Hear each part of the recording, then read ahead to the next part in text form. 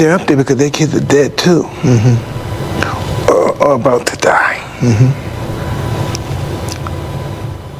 In 1992, the world's most feared boxer, a man who could end a fight in seconds with a devastating hook or uppercut, found himself in a place where raw strength meant survival, not glory or million-dollar purses.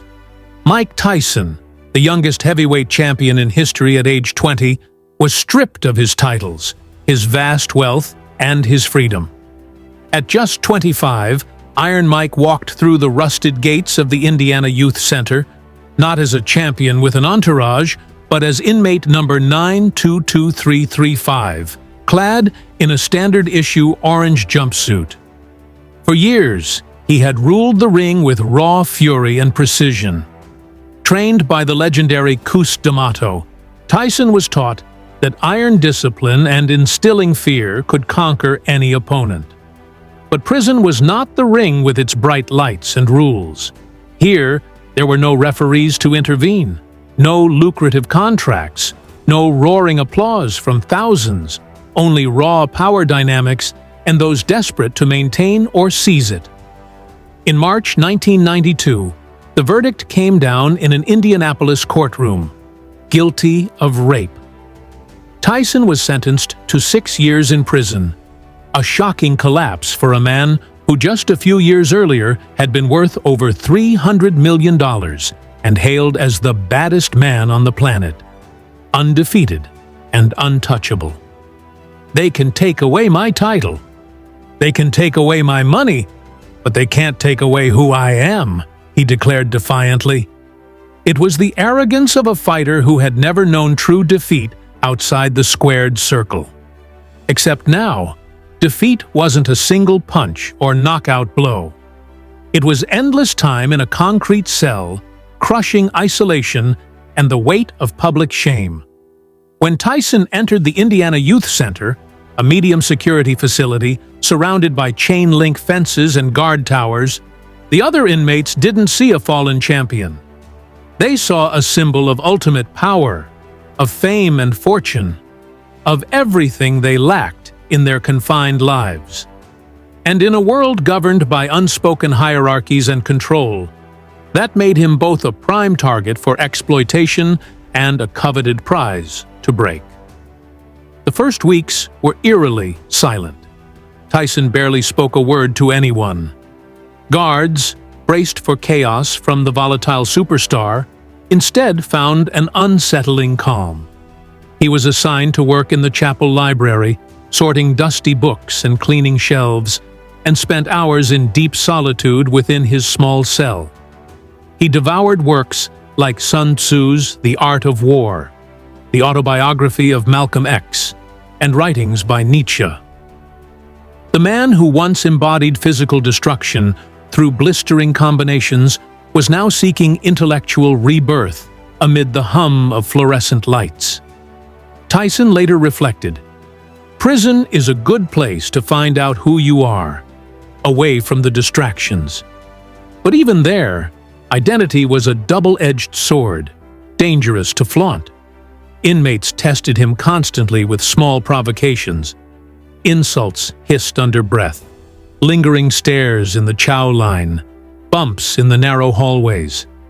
Yet Tyson refused to react violently. He'd flash a tight smile, nod politely, and walk away with measured steps. For months, no violence erupted. He didn't talk much with others. He'd work out alone in the yard, doing push-ups and shadowboxing against the fence, or tend to the pigeons kept in a coop outside. But everyone watched him intently. Everyone waited to see if Iron Mike would finally snap under the pressure. In prison, respect is the ultimate currency, hard-earned and easily lost. Prolonged silence can be misread as weakness or submission. And Mike Tyson, no matter how quiet and introspective, could not escape being Mike Tyson, the kid from Brooklyn who bit ears and demolished giants. Rumors began swirling like smoke in the recreation yard. Whispers that someone would challenge him just to claim bragging rights over the legend. Others said Tyson had gone soft, broken by the system. To some inmates, proving dominance over him meant rewriting their own forgotten stories of failure. One day, the invisible line was crossed. Accounts differ sharply among those who claim to have witnessed it. Some say it erupted in the sun-baked recreation yard amid basketball games. Others in the crowded cafeteria with trays clattering. An inmate known for his deep gang connections and a reputation for bullying insulted Tyson loudly and publicly, mocking his conviction and fallen status in front of dozens. Tyson tried to walk away, head down, fists clenched at his sides. The man followed, shoving and taunting relentlessly. What happened next became instant prison folklore, retold in hushed tones.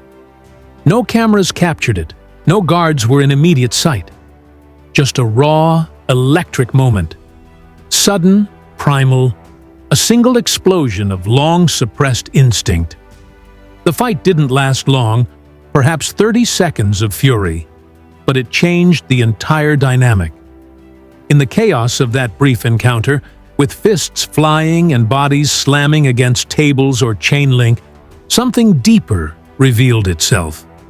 Tyson wasn't just fighting another man with street-hardened skills. He was fighting his past demons, his uncontrolled rage, and the destructive version of himself that had once ruined relationships, careers, and lives. That moment wasn't about asserting dominance for ego's sake. It was about pure survival in an environment where hesitation could mean death or worse. And paradoxically, it earned him something he hadn't expected in that volatile world: peace. After that, nobody messed with him again. Not because they feared his punches alone, but because they respected the restraint he had shown for so long before unleashing. He never bragged about the incident. He never talked about it to anyone inside. He just went back to reading his books in the library corner, turning pages with calloused hands. It was a profound awakening. Tyson had entered prison as a god stripped of his temple, his empire of gold belts and private jets. He was learning to live as a man, stripped to his very soul, confronting flaws without excuses. By 1994, Mike Tyson's transformation was unmistakable to those around him. He converted to Islam, adopting the name Malik Abdul Aziz during a quiet ceremony in the chapel. He studied world history and philosophy voraciously, quoting passages to anyone who would listen, and even earned genuine respect from hardened correctional officers who had seen it all. The same man who once terrified the world with pre-fight stares and post-fight rants was now speaking softly to fellow inmates about faith, forgiveness, and the path to redemption. "Everyone in here is fighting something," he'd say during yard talks. "Some fights you can't see with your eyes. In here, I learned the hardest one is inside your own head, battling your own thoughts every day."